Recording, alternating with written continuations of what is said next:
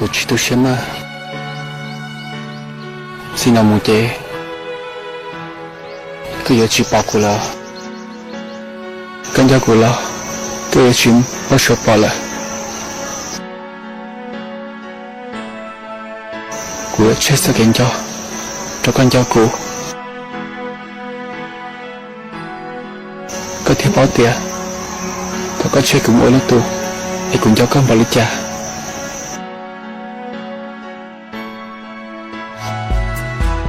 cô hãy ý là lúc cho con nhon trong tia cô lúc có cha tiền đó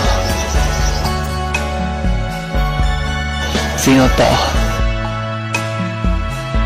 có yếu trình ý lên nhẹ với tư liệt chạy rộng trả lùa nông lù em lưu thiết chỉ để chạy co giòn sống sự là lùa của hai trò con mà tiền của nhà nên sống chích lo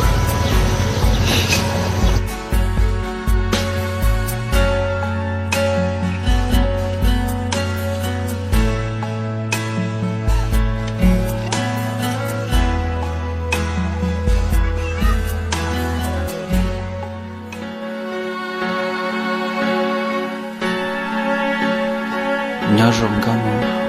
tôi cũng luôn ta chỉ này và chỉ muốn không nóng chết con không lúc chiều có nhị cụ trang tay lo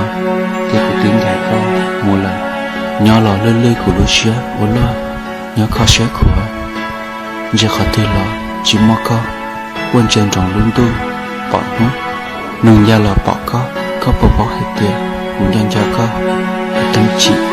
để của đứa phanh chỉ mình rồi ra thọ quá luôn không mà nói để cho ra lịch sử của lúc có mưa theo trình ra là chân tùm bao số miệng trẻ con yêu dành thiết sự cứ cho luôn cho tiền ý lên nhớ luôn ý lên mua cậu sao nữa chỉ mua sao xíu của trình dọn trọng chỉ lo của tao cho lưu tiền giờ cũng chỉ muốn sao xia nhau, cũng luôn đi theo cũng sao kia luôn, dù mất cho có ý lên, có dễ dàng cũng thế, để cũng luôn, và cũng luôn lại sức, sẽ có chuyện khác cũng, đi có cho chơi, rồi là cũng chỉ lúc có, đi cũng trả luôn,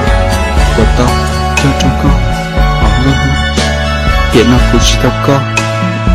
lại kia, của lo ý xia, để cũng nhẹ,